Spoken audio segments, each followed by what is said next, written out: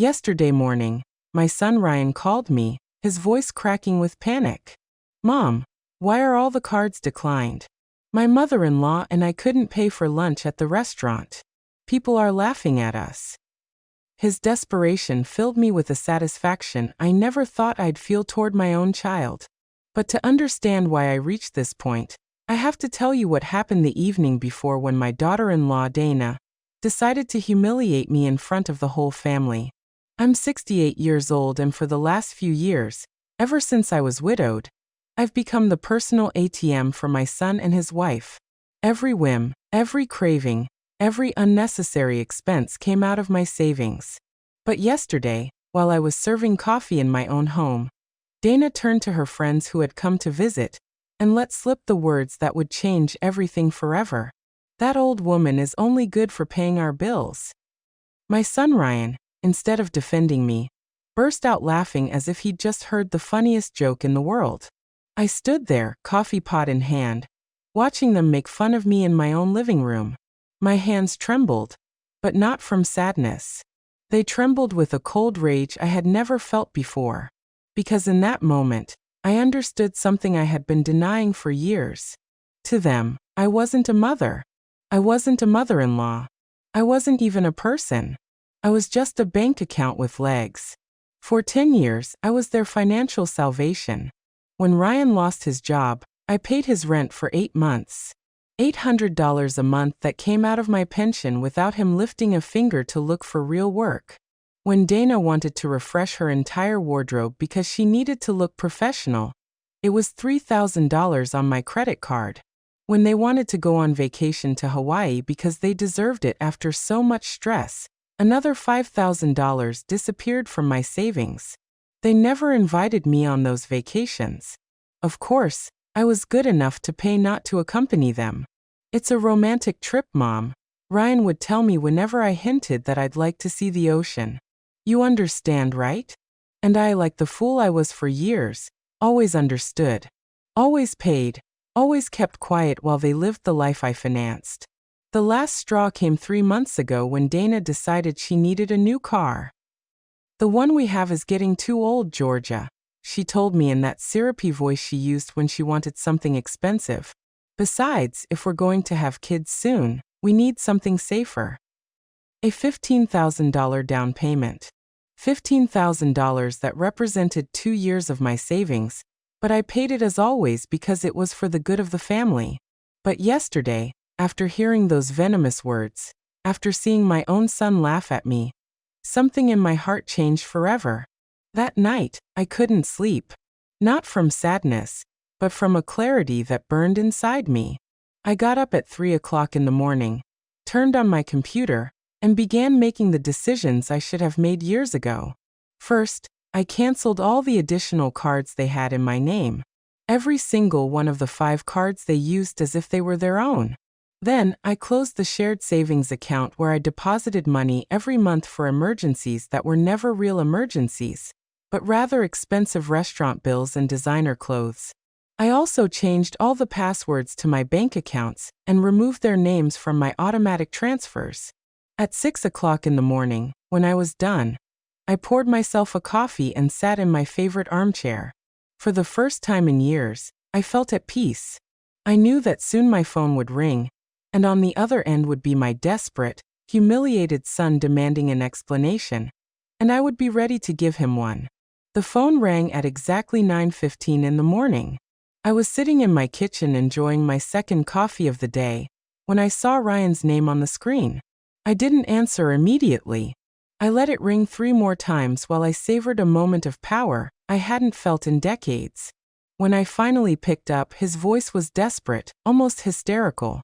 "Mom, why are all the cards declined? I'm here at the Crestview Grill with Dana's mother. We wanted to have lunch and celebrate her birthday, but none of the cards work. It's humiliating. People are staring at us. The waiter is getting impatient, and I don't have enough cash to pay a $200 bill. What's going on?" The irony was delicious.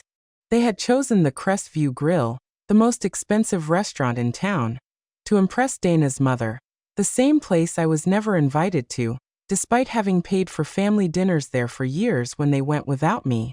Now they were there, surrounded by the high society they so desperately wanted to impress, and they couldn't even pay for a single dish. "Good morning, Ryan," I replied with a calmness that surprised even me. "The cards are canceled because I've decided I'm no longer going to finance your lifestyle." "What? Are you crazy? We're in public. Dana's mother is here. How am I supposed to explain that my own mother left me high and dry? This is ridiculous." "What's ridiculous, son?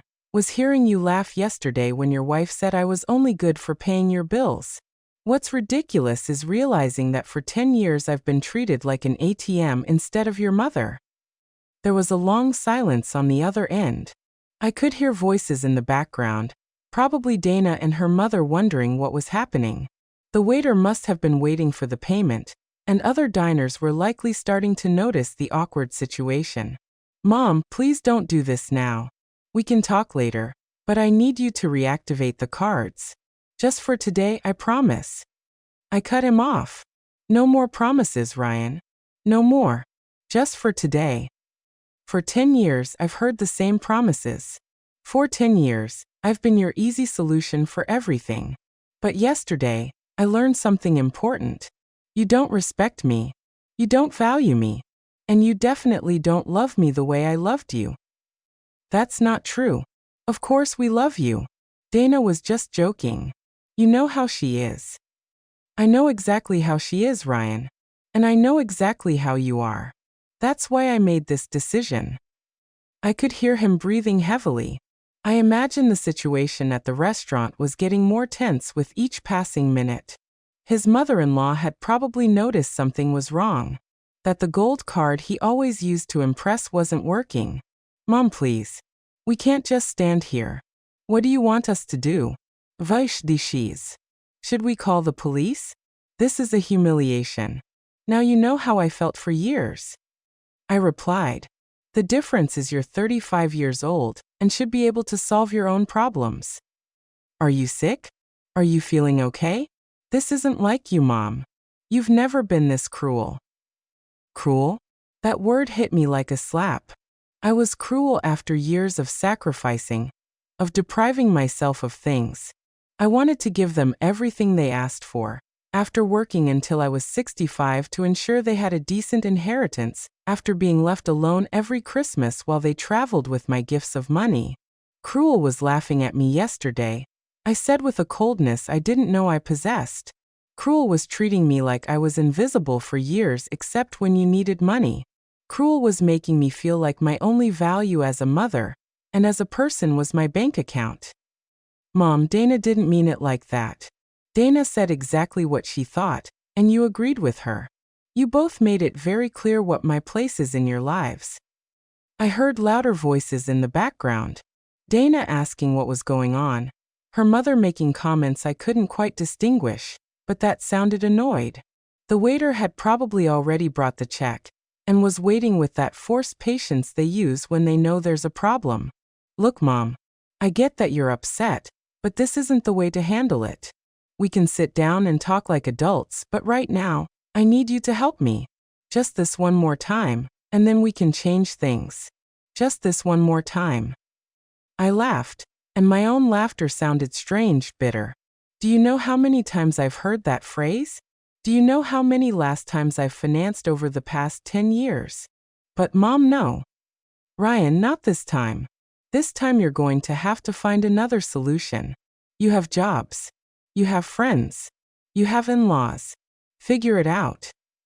How are we going to explain to Dana's mother that my own mom abandoned us in a restaurant? How am I going to face the people who know us? Everyone is going to be talking about this. And there it was, the naked truth. He wasn't worried about fixing our relationship. He wasn't reflecting on how they had treated me. He only cared about his image, his reputation, what people would think, just like always. That's your problem to solve, son. For years, I worried about your image, your comfort, your happiness. Now it's time for me to worry about mine. You can't do this. You're my mother. Exactly. I'm your mother, not your employee. I'm your mother, not your personal bank. I'm your mother, not your financial lifeline. And as your mother, I should have taught you years ago how to stand on your own 2 feet.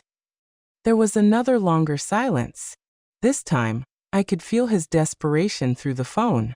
He was probably doing mental calculations, thinking about who he could call, how he could get out of this situation without completely losing face. Mom, please. Dana is crying. Her mother is asking what kind of family we are.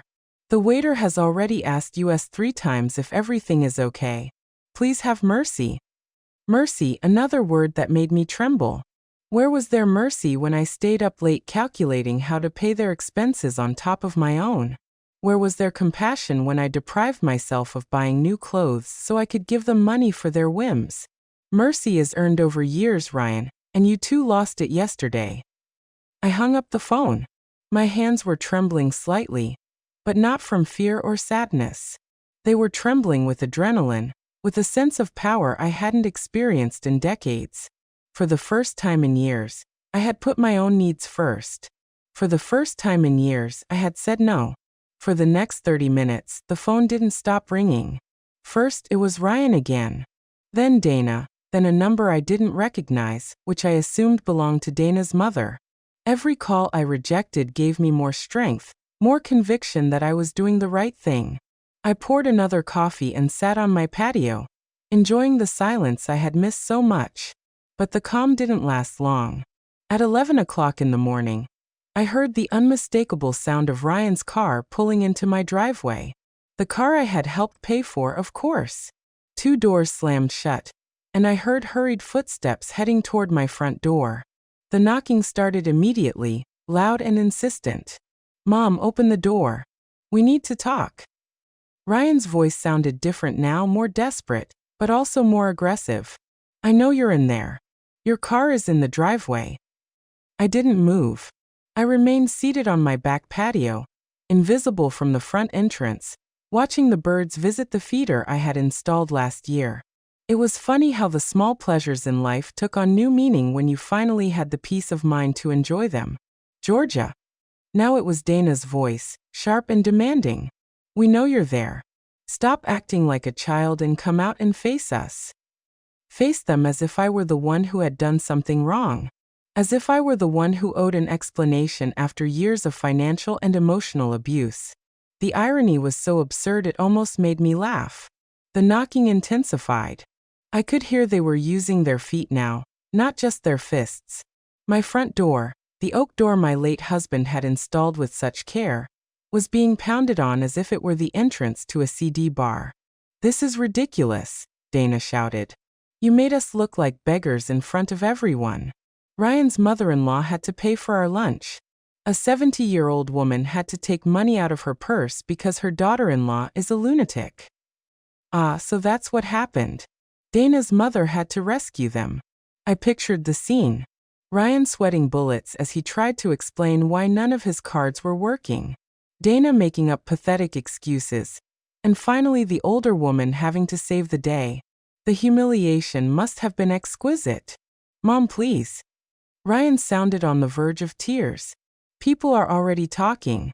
Everyone at the restaurant was staring at us. Some even took out their phones. This is going to be all over social media. Social media, of course, that was their biggest concern. Not the fact that they had hurt their mother, not the recognition that they had crossed a line. They only cared about their public image, their reputation in those social circles where they loved to show off the lifestyle I financed. The knocking stopped for a moment, but I could hear their voices arguing in furious whispers. They were probably deciding on their next strategy. I knew Dana well enough to know she had a full arsenal of emotional manipulations. And Ryan had learned well from her over the years. Georgia. Dana's voice changed tone completely. Now it sounded soft, almost sweet. I know you're upset, and you have every right to be. Maybe what I said yesterday sounded bad, but you know I didn't mean it. I was just joking with my friends. You know how we women are when we get together. Sometimes we say things without thinking. It was fascinating to hear how she could change her personality in seconds. From the furious woman who had been screaming and kicking my door, She had now transformed into the understanding daughter-in-law, who had only made a small communication error. Mom. Now it was Ryan who had adopted the gentle tone. I understand we hurt you. Dana explained to me what happened yesterday. And you're right to be upset. But declining the cards doesn't solve anything. It just makes things worse for everyone. For everyone. Not for me, of course. For them. For their comfort. For their lifestyle. My emotional well-being was still not part of the equation. Please, Mom. We can fix this. We can change things. Ryan's voice broke slightly. But I need you to reactivate the cards today. I have bills due. The car insurance is due tomorrow. And Dana has doctor's appointments this week. We can't just be left without money out of the blue. Without money. As if it were their money.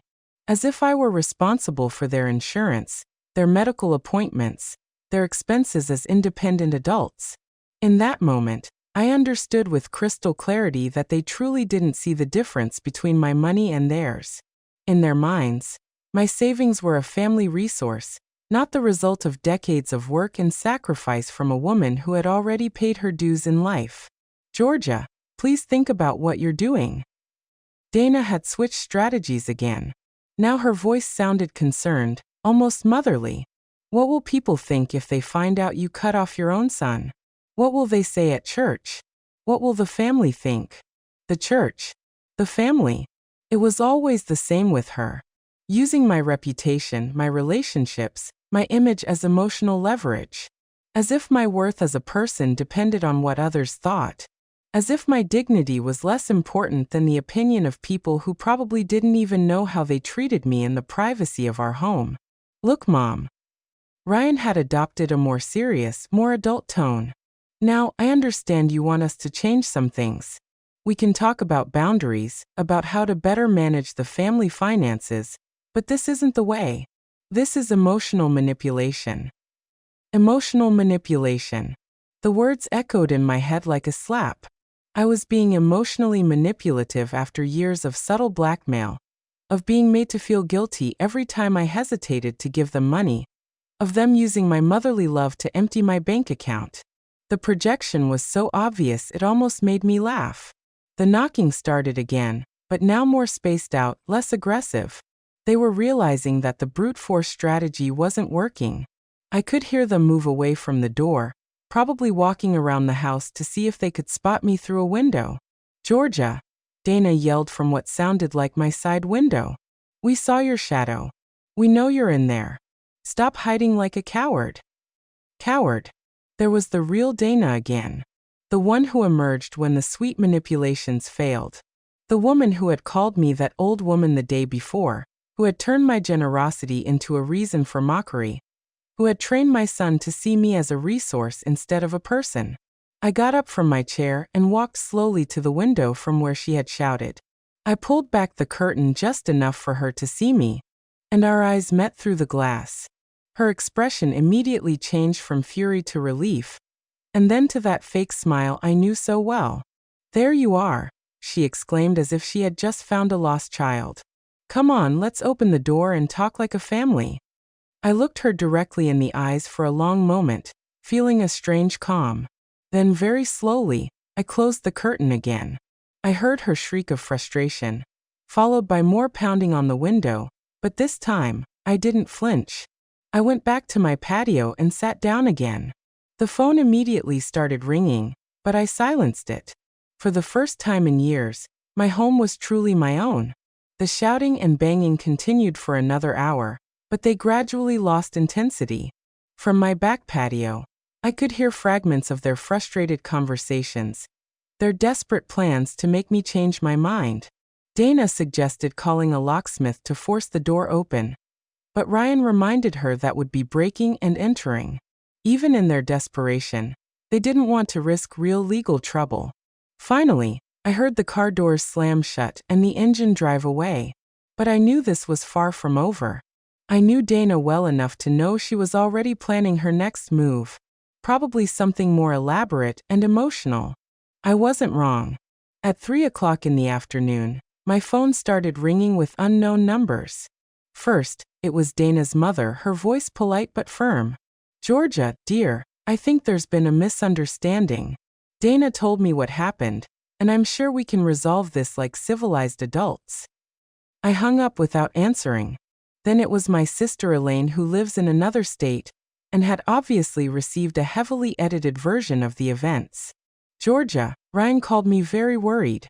He says you're acting strangely and that you left them stranded at a restaurant. Are you okay? Are you feeling sick?" "I'm perfectly fine, Elaine," he replied. "Better than ever, in fact. But I don't understand. Ryan says you canceled all their cards without any warning. That doesn't sound like the Georgia I know. You've always been so generous with your family." Maybe that was the problem. I said maybe I was too generous for too long. "But Georgia, they're your family.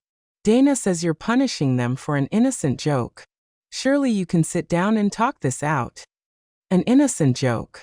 It was impressive how Dana had managed to rewrite history in just a few hours. What had been a cruel humiliation in front of guests had now become an innocent joke that I had misinterpreted because I was too sensitive. "Elaine, have you ever felt like an ATM for your kids?" I asked directly. "What? No. Why do you ask?" "Because that's exactly what I am to Ryan and Dana. And yesterday I finally realized it." "Georgia, you're exaggerating. Parents always help their children. It's normal.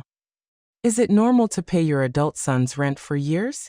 Is it normal to finance their vacations while you stay home alone? Is it normal for them to make fun of you for being generous?" Elaine was quiet for a moment. "Well, maybe they've taken advantage of your generosity a bit, but cutting everything off at once seems very drastic." "You know what's drastic, Elaine? Working until you're 65 to secure a decent inheritance for your son, only to find out he's already spending it while you're still alive." After that conversation, I decided to unplug the house phone. I put my cell phone on airplane mode. I needed silence to process everything I was feeling, to plan my next steps. That evening, as I prepared dinner for myself for the first time in months, without the anxiety of waiting for calls, asking for money, I realized something important. I didn't feel guilty. My whole life, I had been trained to feel guilty when I didn't meet the needs of others, especially my family. But this time, that familiar guilt wasn't there. Instead, I felt something I hadn't experienced in years. Mental clarity. It was as if I had been living in an emotional fog and could finally see clearly.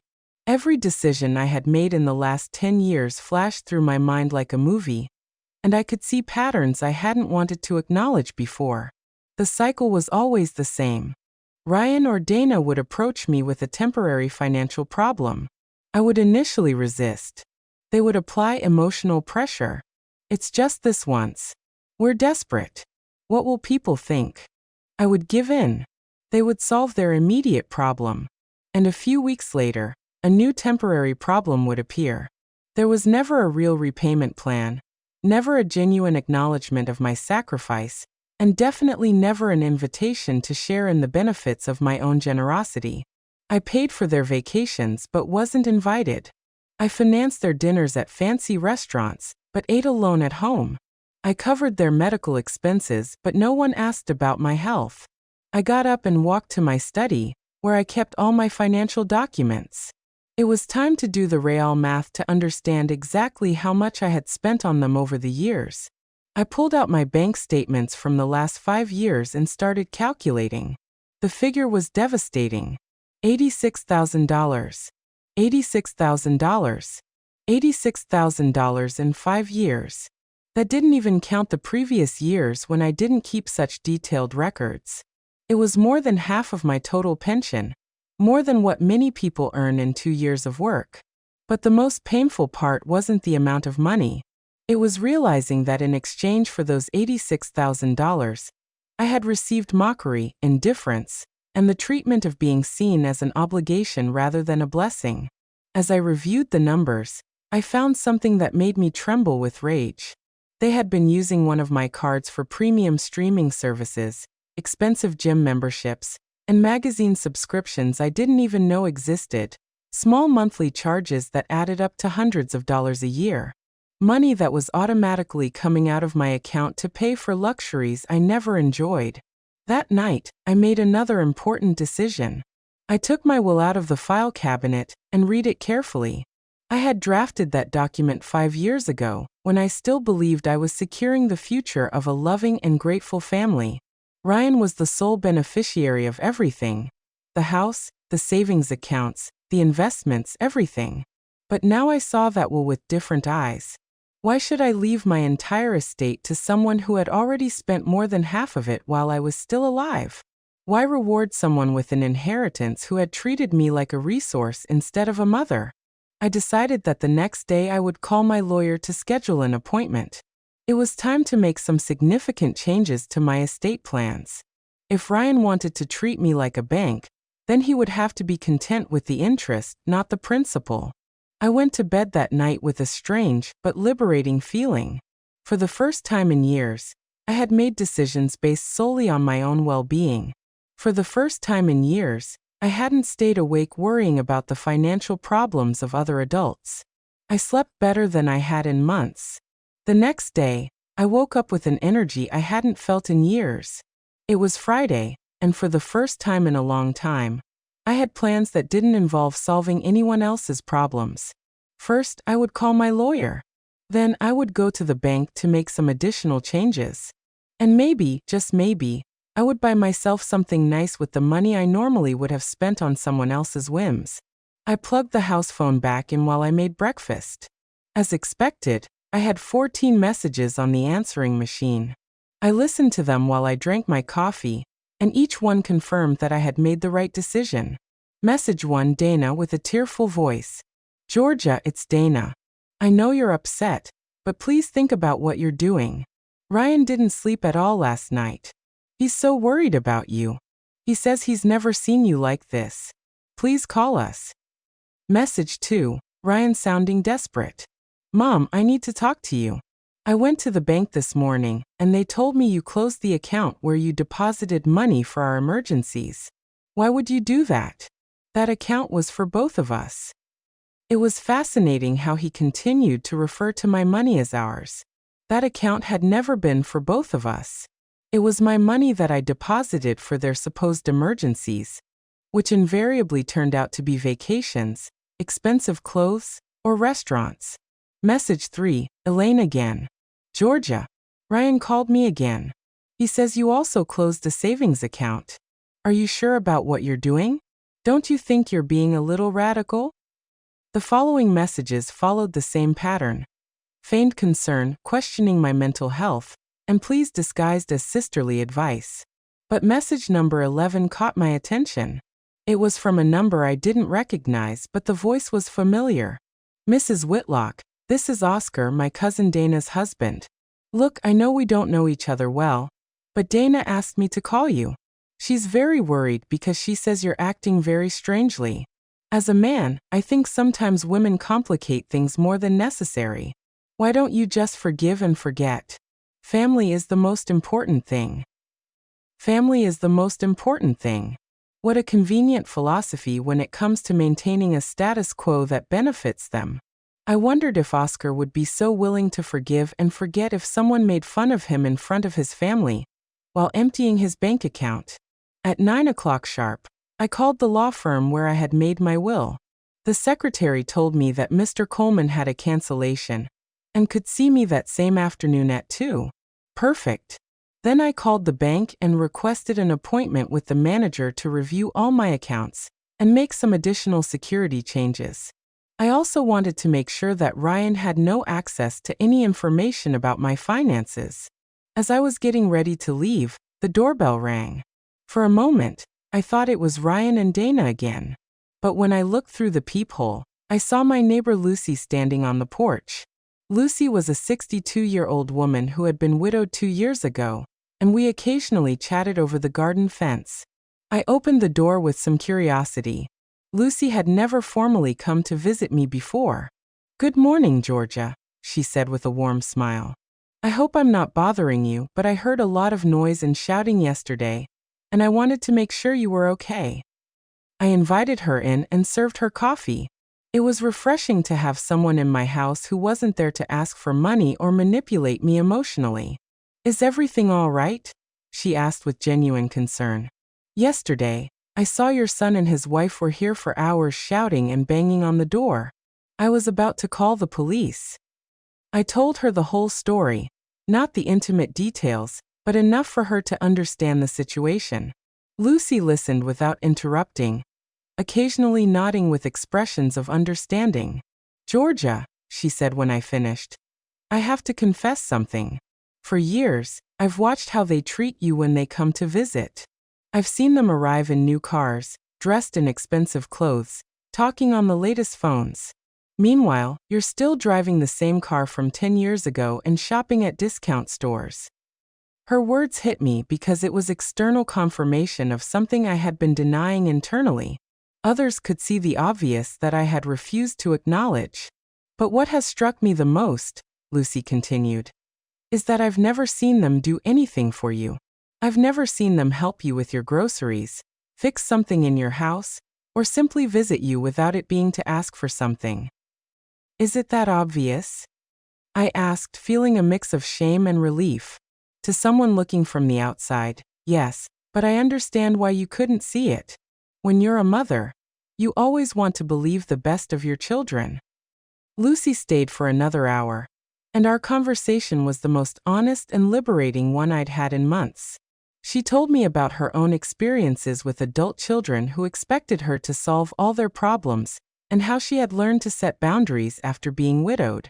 "You know what helped me the most?" she said before leaving. "Realizing that being a good mother doesn't mean being a martyr.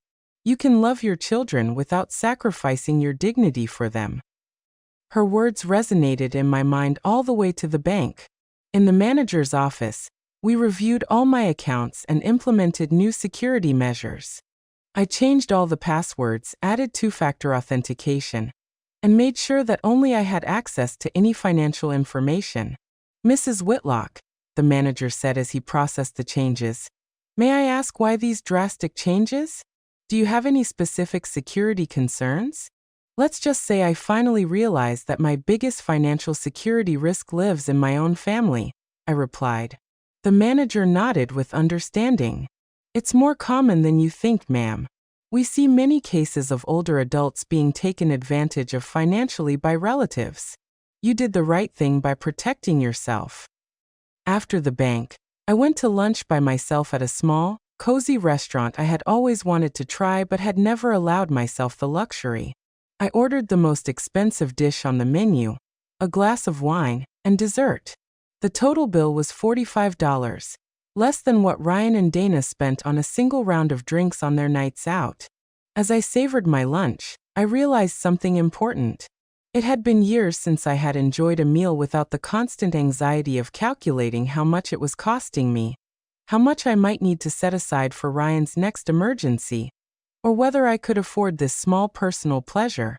For the first time in years, I was eating with true appetite and enjoyment. The appointment with Mr. Coleman, the lawyer, was revealing in ways I hadn't anticipated. When I explained the situation and my desire to change my will, he showed no surprise at all. In fact, he told me that cases like mine were more frequent than I imagined. "Mrs. Whitlock," he said as he reviewed my current will, "I see we drafted this document 5 years ago. At that time, you designated your entire estate to your son, Ryan. Are you sure you want to make significant changes?" "Completely sure," I replied. "Over these 5 years, I've seen my son's true character. He has shown that he doesn't value my generosity, and frankly, he has already spent more than half of his inheritance while I'm still alive." The lawyer took notes as I detailed the $86,000 I had documented, not counting the previous years. His eyebrows raised slightly when I mentioned the figure. "I understand your position," he said. "What kind of changes are you considering?" "I want to divide my estate. A portion for charitable organizations that truly help people in need, not capricious adults. Another portion for my sister Elaine, who has always been independent and has never asked me for anything. And for Ryan," I paused. Just enough to show that I haven't disinherited him out of malice, but not enough for him to continue living without working. Are you thinking of a specific percentage? 50% for charity, 30% for my sister, and 20% for Ryan, with the condition that he can only receive his share if he demonstrates a full year of complete financial independence. The lawyer smiled slightly. That last condition is interesting and completely legal. You're essentially incentivizing personal responsibility. I left the law firm feeling a deep satisfaction. For the first time in years, I had made decisions about my future that reflected my real values, not my fears or my maternal guilt. When I got home, there was an unfamiliar car in my driveway. An older woman, elegantly dressed, was standing on my porch. It was Dana's mother, Claudia. "Georgia," she said with a forced smile when she saw me arrive. "Good you're here. We need to have a woman-to-woman talk." I invited her in, more out of curiosity than politeness. I wanted to hear what version of the events this woman had received. "Look, dear," Claudia began once we were seated. "I know there was a misunderstanding yesterday between you and the kids. Dana told me everything, and frankly, I think you're exaggerating the situation." "Exaggerating?" I asked. "Well, yes. Dana says she made a comment that you misinterpreted, and now you've taken very drastic measures. Canceling your own son's credit cards. That seems like a very extreme reaction for a simple joke between women." A simple joke between women. It was impressive how the narrative had evolved. Now, it wasn't just an innocent joke, but it was also my fault for not having a sense of humor. "Claudia," I said calmly, "do you give your daughter unlimited credit cards?" "No." "But do you pay your adult daughter's rent?" "No." "But that's different." "Do you finance your daughter's vacations while you stay home alone?"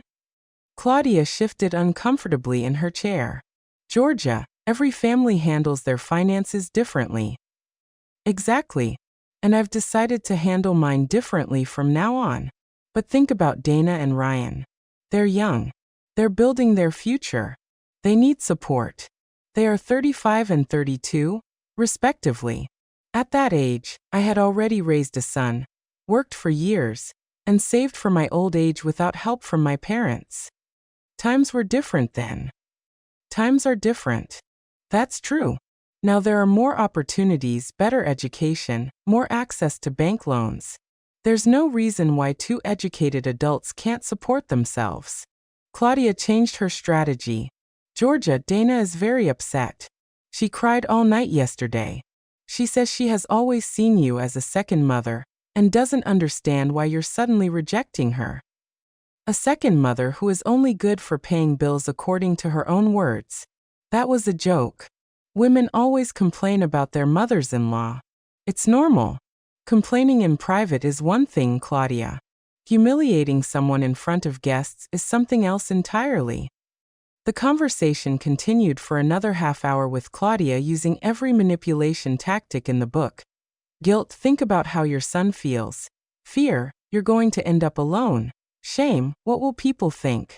And even veiled threats. Dana has contacts in social services. Finally, when she realized that none of her tactics were working, she switched to a more direct approach. "Georgia, I'm going to be frank with you. Dana and Ryan are considering seeking legal help. There are ways to declare a person mentally incompetent if they show erratic behavior with their finances." There it was, the real threat behind all the emotional manipulation. If I didn't give involuntarily, they would try to take away control of my own finances by force. "Claudia," I said, standing up, "I suggest you consult with a good lawyer before trying that. I just came from an appointment with mine, and he assured me that a person who protects their finances from family abuse is demonstrating mental competence, not the opposite." Her expression changed immediately. She realized she had shown her cards too soon. "I didn't mean," she began to backtrack. "Yes, you meant exactly that," I interrupted. "And now that I know what your true intentions are, I think this conversation is over." I walked her to the door in silence. Before she left, she said, "Georgia, I hope you reconsider. A family war doesn't benefit anyone. There is no war, Claudia. There is only a woman who has finally learned to value herself. After she left, I sat in my living room and reflected on what I had just heard. Not only were they planning to intensify the emotional manipulation, but they were also considering legal measures to regain control over my money.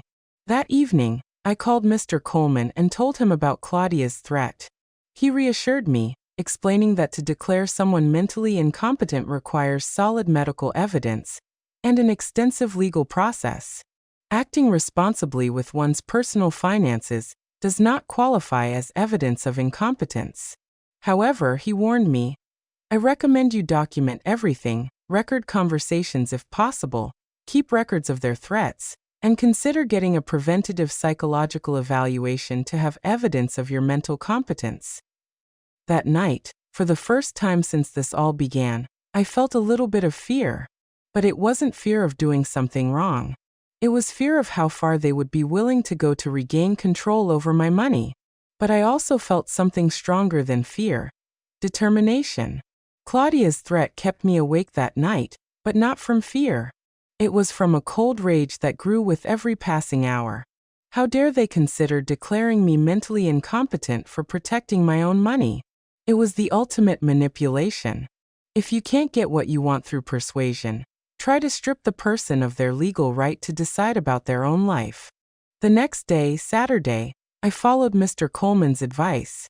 First, I went to a private clinic where I had a complete psychological evaluation. The doctor, a professional woman in her 50s, listened as I explained the situation. Mrs. Whitlock, she said after 2 hours of tests and interviews, let me be perfectly clear. You are demonstrating exceptional mental lucidity. Recognizing patterns of abuse, setting healthy boundaries, and protecting your financial resources are signs of a completely competent mind. In fact, I would say you are acting more rationally now than when you were allowing the financial abuse. She gave me an official report documenting my complete mental competence, dated and sealed. It was my insurance policy against any future legal challenges. When I returned home, I found Lucy working in her garden.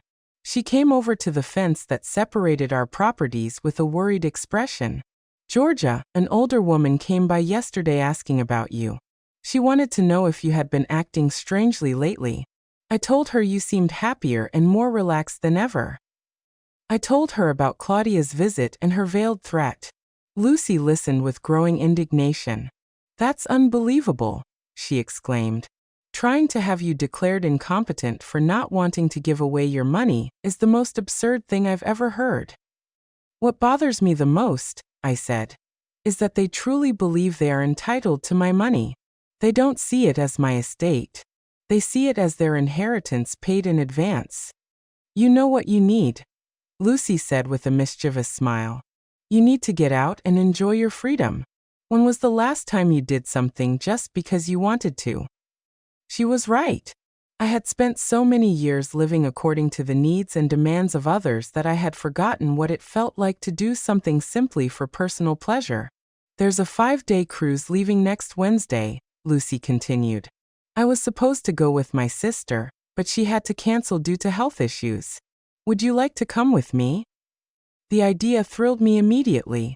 When was the last time I had traveled for pleasure? When had I slept in a bed that wasn't my own? Eaten in a restaurant without calculating the cost, or simply relaxed without the constant anxiety of Ryan's next financial crisis? I would love to, I replied without hesitation. That afternoon, we booked the cruise. $1,500 per person for 5 days, all inclusive. It was a fraction of what I had spent on Ryan and Dana's last vacation. But this time it would be for my own enjoyment. Sunday morning, while I was figuring out what to pack for the cruise, the doorbell rang. It was Ryan alone this time. He looked terrible, deep dark circles under his eyes, wrinkled clothes, a desperate expression. Mom, he said with a broken voice, please, we need to talk without Dana, without shouting, just you and me. I let him in but kept my emotional distance. I had already learned to recognize when I was being manipulated. Mom, I'm desperate, he began.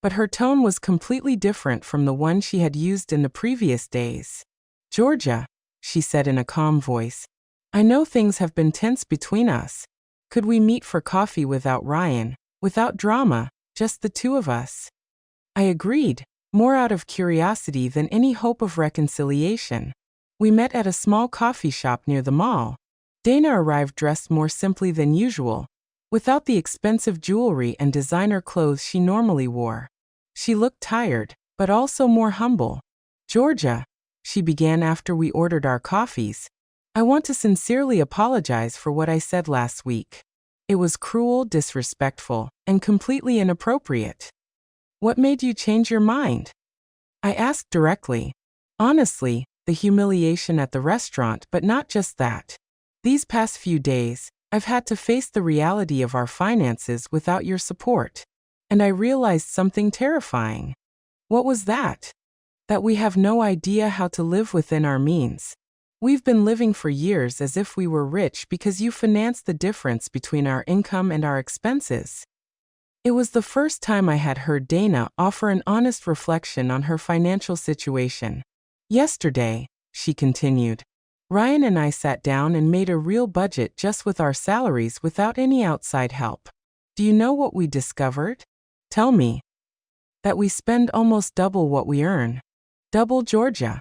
Not just a little more, but double. And you always covered the difference." "And what are you going to do now?" "We're going to have to make drastic changes. The apartment where we live costs $1,200 a month. With our combined salaries, we should be paying $800 at most. We're going to have to move." "And is Ryan on board with that?" "He resisted at first. But when he saw the numbers on paper, he had no choice. We're also going to have to cancel memberships, services, and completely change the way we socialize." Dana paused to take a sip of her coffee. "Georgia, I want to ask you something, and please be honest with me. When did you start to resent our financial dependence?" The question surprised me with its directness. I think the resentment grew gradually, but it crystallized when I realized that you not only expected my help, but took it for granted. "When was that?" "When you stopped asking me for money and just started using it. When the additional cards became a normal thing. When my savings became your automatic emergency fund." Dana nodded with a look of shame. "You're right. At some point, we stopped seeing you as a person who was helping us and started seeing you as a resource." "Exactly. Is there any way we can rebuild our relationship?" Dana asked me. "I'm going to be completely honest with you. The relationship we had before is gone. That relationship was based on an unsustainable dynamic where I gave and you took. If we want to build something new, it has to be on completely different foundations." "What kind of foundations?" "Mutual respect, financial independence on your part, and a relationship where my value isn't determined by my economic utility." Dana was silent for a long moment. "Does that mean you'll never help us again?" "It means that if you ever need real help in a genuine emergency after you have proven that you can live responsibly on your own, then we could consider it. But it would be help, not a permanent subsidy." "How long would we have to prove our independence?" "It's not a test with a deadline, Dana. It's a change of life. If you can maintain a balanced budget, live within your means, and build your own emergency savings, then you will have demonstrated real financial maturity. And our vacations, our outings to expensive restaurants, those are things you will have to earn with your own work, like most people do." Dana looked genuinely overwhelmed. "Georgia, I'm not sure we know how to live like that." "Then it's time you learn. You have education, jobs, and abilities. The only thing you've lacked is the motivation to be independent." "And if we fail?" "Then you will fail as responsible adults, learning from your mistakes. But at least you will fail as masters of your own decisions, not depending on someone else to solve your problems." We finished our coffees in a thoughtful silence. As we got up to leave, Dana said to me, "Georgia, I know this doesn't fix everything, but I want you to know that I've learned something important this week." "What's that?" "That being an adult isn't just about being of adult age.